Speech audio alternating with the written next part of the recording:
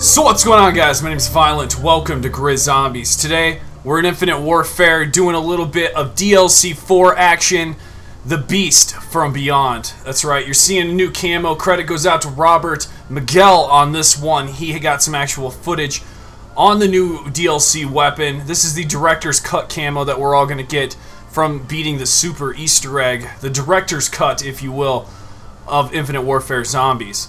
What do you guys think of this camouflage? This appears to be some sort of glitch that a lot of people are seeing.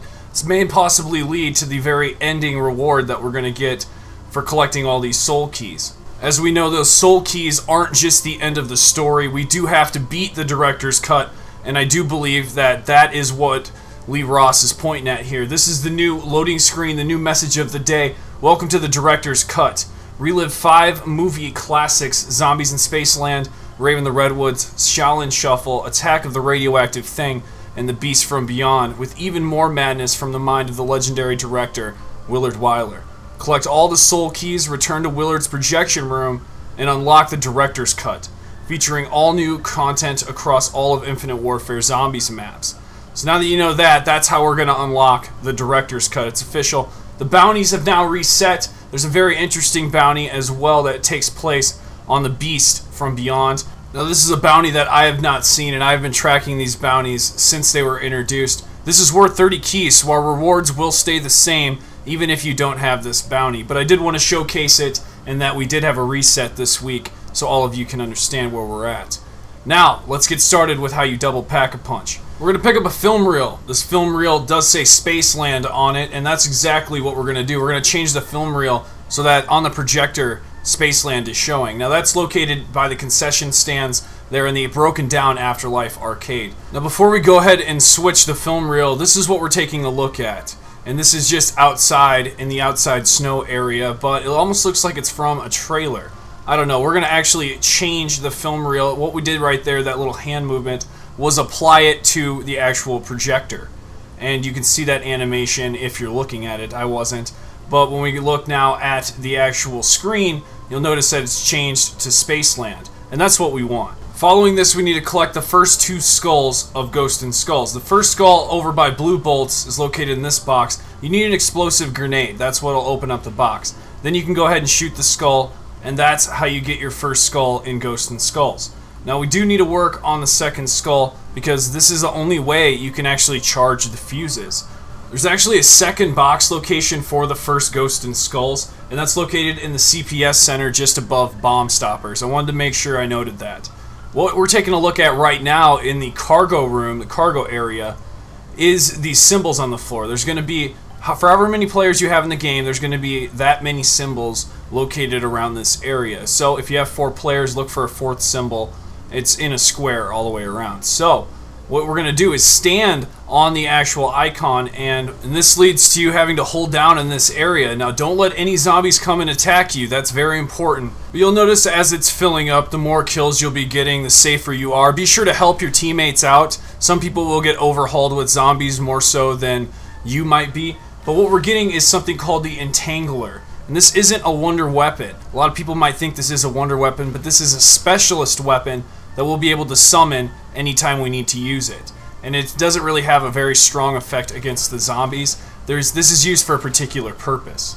Once everything disappears, you have a very limited amount of time to find the skull that's floating around this general cargo area. Now, sometimes they will be floating above staircases like this, but rest assured you can always jump and grab them. That's what you just saw there. This is round-based, so if you fail, you will have to end the round and do this over again the next round. But now you have a weapon called the Entangler located in your specialist slot that you can activate at any time with your D-pad, and we need to do this, okay? So going over to the Skull Hacker, we can confirm that the second skull is complete on this machine. Now the real prize is the Entangler. That's what we want. The alien fuses are located in a box just across from the entrance to the cargo room. With a quick shot, you can open that box and pick them up. Now we're going to go back over to the theater, and in the hallways you're going to notice this Yeti. We're going to place it on his left hand. Now what we got to do from here is very interesting because we have to get an actual headpiece for the actual brute here, and the way to do that is to go over to the screen. Remember, we changed this earlier in the video, okay? So now that this is changed, we're able to summon the specialist weapon known as the Entangler, which is going to allow us to suck something out of this screen. Now you're going to see me trying this without the trap activated. Note that you're going to need enough money to activate this trap. Just at first glance, looking at the Entangler, it's not a very powerful weapon. As a matter of fact, it does something kind of awkward, but what you're seeing is part of the effect. We're pulling an actual brute head out of the screen, and as you can see, it's an actual brute head. It's huge. It's way bigger than we are, but we're going to move it over to the actual statue, and we don't have to. We can actually drop this anywhere because ultimately we're going to be picking it up, and it's going to be going into our inventory. But what you're going to see, guys, the effect of what happens when you actually apply this onto the brute is very, very cool. This is what's actually going to charge the alien fuses. Remember in Spaceland, what did the brute do? It shot a laser at you sometimes, right? Well, this is not how we plan this to work, because usually it's a trap or something that automatically runs over the fuses and charges them. We're actually applying the Spaceland brute helmet to a brute that's sitting there and doesn't have one. Now, applying this to the actual figure here will shoot the laser automatically and charge the alien fuses. This is what we wanted, fellas. This is exactly what we wanted!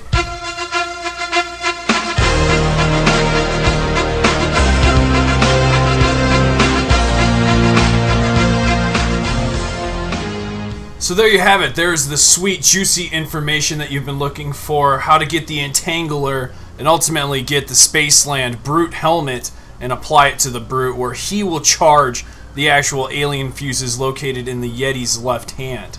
So that is the secret to getting double Pack-a-Punch on the map, The Beast from Beyond. This is DLC 4th Infinite Warfare Zombies. As we approach the projection room, I just want everybody to have a moment of reflection here. Let's think about how long and how many hours it took to actually figure this out. I want to give a shout out to my man Spiderbite over at IWZombies. They figured this out, and full credit goes to Spiderbite and his team. Congrats, man. Okay, so you guys should be happy to know that the alien fuses are not glitched like they were in Attack of the Radioactive Thing. I remember for the longest time, if you didn't have a regular weapon, if you had one Pack-a-Punch on your weapon straight off the bat, you couldn't Pack-a-Punch any guns. You needed an unpack-a-punched weapon right away for that to occur. I'm able to bring up a lot of facts like this because I do cover a majority of the patch notes and news updates as we move forward in the zombie season. I'm a season pass holder, and I'm just spreading, sharing all the news with all you fine folks at home, and hoping we can all move together as a community and solve some really great things here on the map. So be sure to subscribe. Drop a like on this video. Let me know that you're new in the comments section, and also, how far have you gotten in this main Easter egg? I hope you guys could take something away from this video. This is the double Pack-a-Punch guide, so from here on out, you'll be able to resource this video in case you get confused. And that's primarily the goal here on the channel, is to make sure everyone's on the same page and is surviving. If you guys missed at all how to actually build Pack-a-Punch, collect all 3 parts, and do that entire process, I will have that link down in the description box below. Be sure to check that video out if you want to see some more Infinite Warfare Zombies. Otherwise, I'll see you in the next one. Violent out.